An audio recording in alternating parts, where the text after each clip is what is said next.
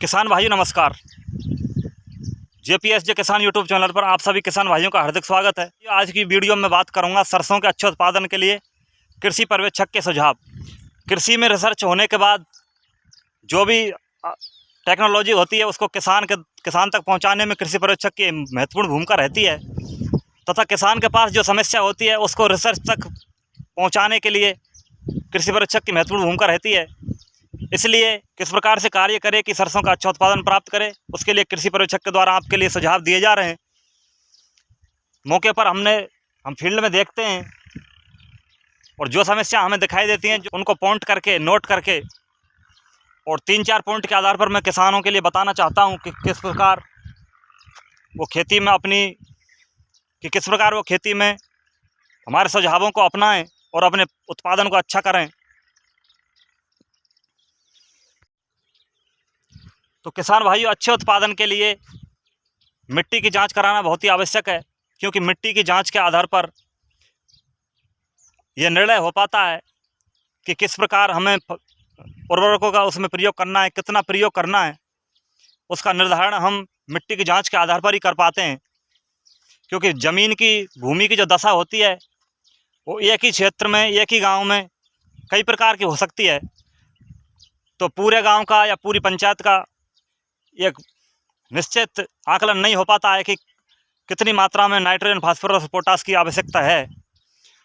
तो किसान भाइयों, मिट्टी की जांच के आधार पर हम ये सटीक आंकड़ा लग जाता है कि कितनी मात्रा में हमें पोषक तत्वों का हमारी फसलों पर प्रयोग करना है। तो मेरा दूसरा पॉइंट है कि कई किसान हल्की क्वालिटी के बीजों का प्रयोग अपनी फसल उत्पादन में करते हैं और उनका फसल उत्पादन अच्छा नहीं हो पाता है।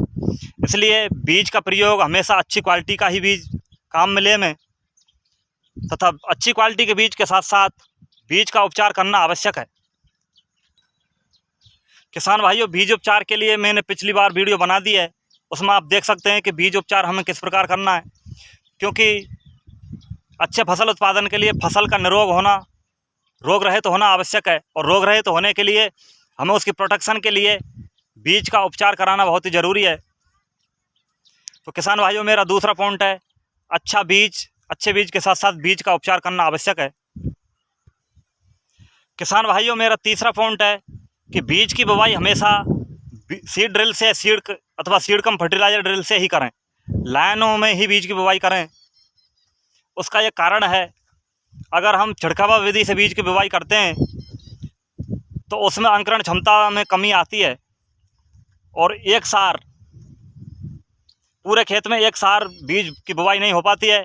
कहीं बीज सघन हो जाता है और कहीं एक बीज से दूसरे बीज की दूरी काफ़ी अधिक हो जाती है। दूसरा जो कारण है लाइन टू लाइन बुवाई करने का, कि जब हम सिंचाई करते हैं तो प्रत्येक सिंचाई में ज़मीन में कटाव होता है, और ज़मीन में कटाव होने से जो सीड ड्रिल से कूड़ बनाए वो कूड़ कट करके उसकी मिट्टी पौधे की जड़ पर गिरती है, जिससे पौधे की जड़ काफ़ी ज़मीन के अंदर रहती है और उसको पूरा पोषण मिलता है, उसके अंदर नमी रहती है।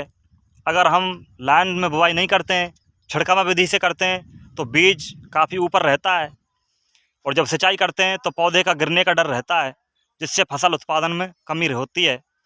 सरसों की जो फसल है वो तेलीय फसल है, जिसमें तेल की मात्रा तथा तेल का कंटेंट जो होता है वही प्रमुख होता है।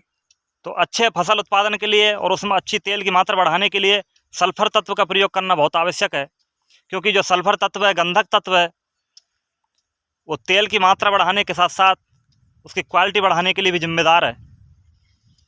अगर सल्फर तत्व की कमी होती है तो तेल की मात्रा नहीं बढ़ पाती है, जिससे फसल उत्पादन में काफ़ी मात्रा में कमी रहती है। तो किसान भाइयों, अगर हमने डीएपी का प्रयोग किया है तो हमें सल्फ़र का प्रयोग करना भी आवश्यक है।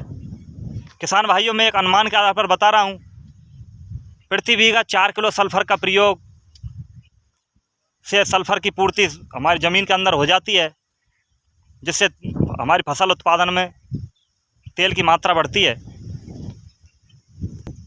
किसान भाइयों, अगर आपने डीएपी का प्रयोग नहीं किया है, सिंगल सुपर फास्फेट के साथ आपने फसल उत्पादन ले रहे हैं, तो उस दशा में सिंगल सुपर फास्फेट के अंदर सल्फ़र की पूर्ति हो जाती है, क्योंकि सिंगल सुपर फास्फेट के अंदर 10 से 12% सल्फ़र की मात्रा पाई जाती है। तो किसान भाइयों, डीएपी के स्थान पर आप सिंगल सुपर फास्फेट का प्रयोग करें, जिसके अंदर कैल्शियम, सल्फर, फास्फोरस, ये कई प्रकार के पोषक तत्व मिल जाते हैं जो फसल उत्पादन में महत्वपूर्ण भूमिका निभाते हैं। तो किसान भाइयों, ये काफ़ी छोटी छोटी बातें थी जिनको किसान इग्नोर करते हैं, जिसके अभाव में फसल उत्पादन अच्छा नहीं ले पाते हैं। तो अगर आप इन बातों का ध्यान रखेंगे तो मुझे आशा है कि आपका फसल उत्पादन काफ़ी अच्छा होगा।